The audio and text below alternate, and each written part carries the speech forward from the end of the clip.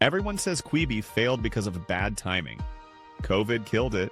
Wrong place, wrong time. Tragic, really. Except, that's bullshit.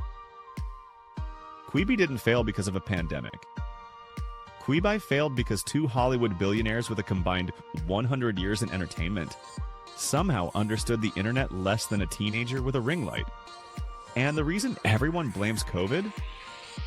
Because it's a lot more comfortable than admitting that the entire traditional entertainment industry fundamentally does not understand how people actually use their phones.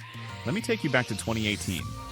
Jeffrey Katzenberg, the guy who ran Disney Studios, co-founded DreamWorks, and is literal Hollywood royalty, walks into venture capital firms with an idea.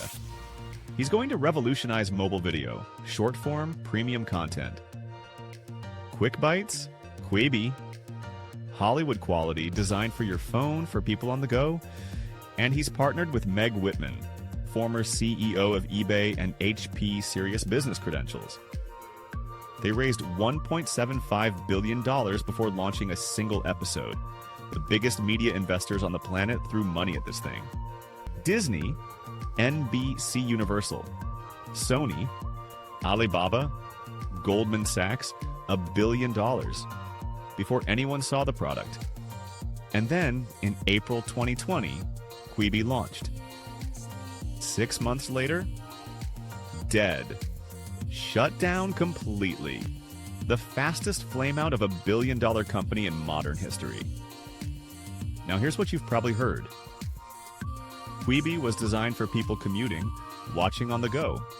Then COVID hit, everyone stayed home, and nobody needed short mobile content anymore.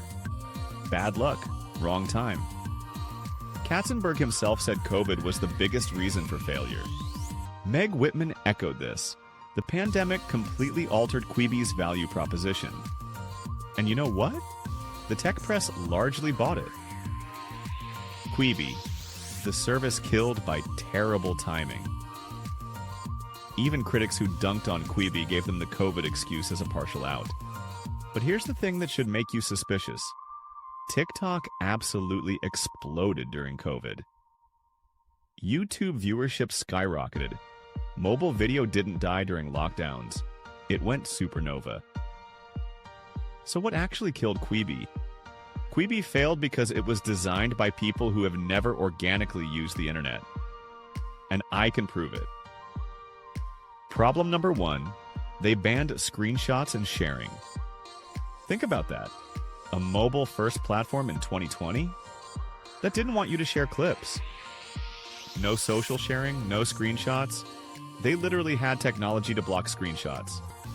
You couldn't text your friend a funny moment. Couldn't post it to Twitter. Couldn't make memes. Why? Because Hollywood is obsessed with control. Katzenberg came from an era where you protect your IP at all costs, where piracy is the enemy, where content is meant to be consumed, not remixed.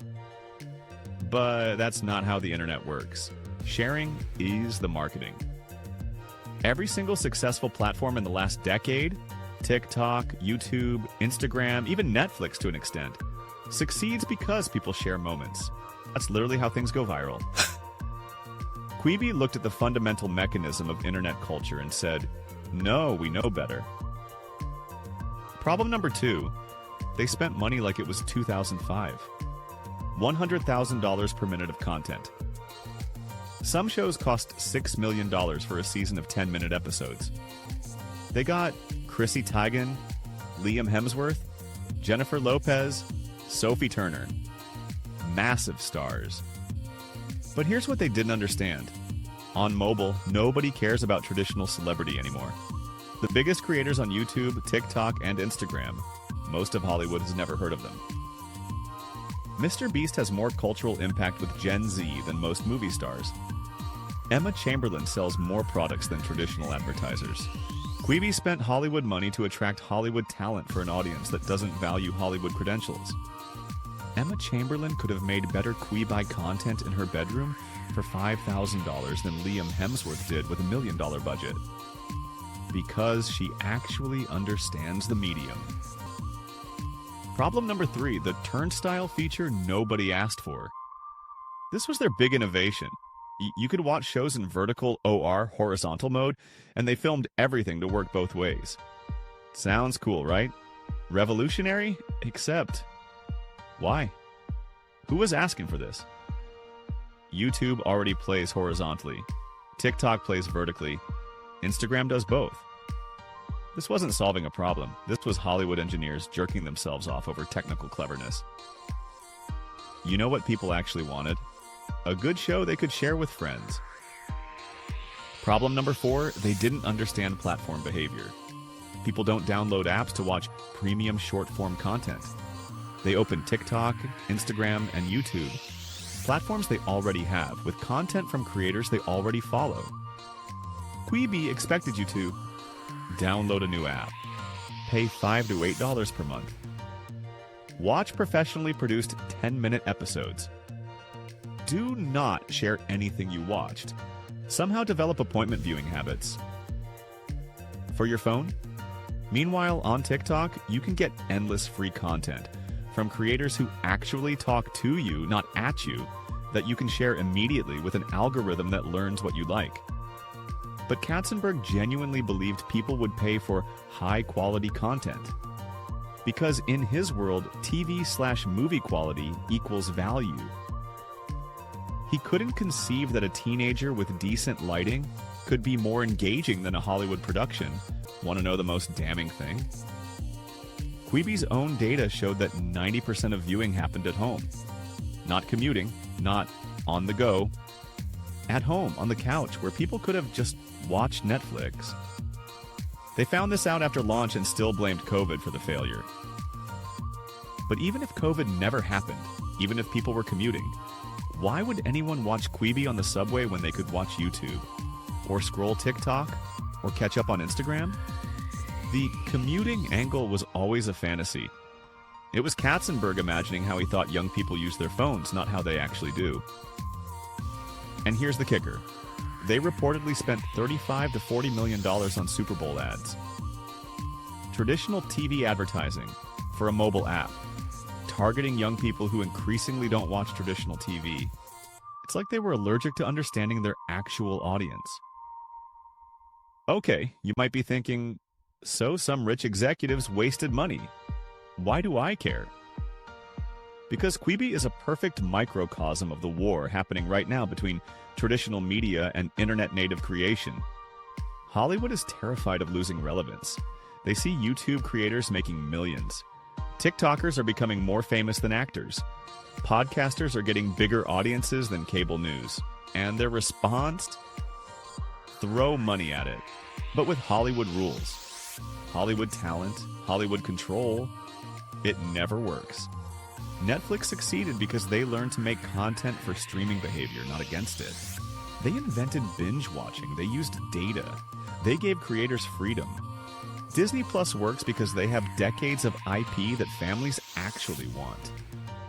But Quibi? Quibi was Hollywood saying, we can do your internet thing, but better because we're professionals. The arrogance is breathtaking. And the saddest part? Katzenberg still doesn't get it. In interviews after Quibi shut down, he blamed the pandemic, blamed marketing, and blamed timing. Never once did he say, maybe we fundamentally misunderstood how people consume content on phones. Look, I'm not saying COVID didn't hurt Quibi. Of course it did.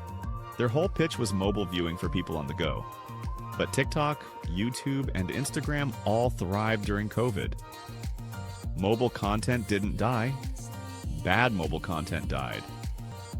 Quibi failed because two brilliant, accomplished executives with unbelievable resources couldn't overcome their fundamental misunderstanding of internet culture. They built a mobile platform for people who don't use mobile platforms. They banned the features that make mobile content successful. They spent traditional media money on traditional media talent for a non-traditional media audience.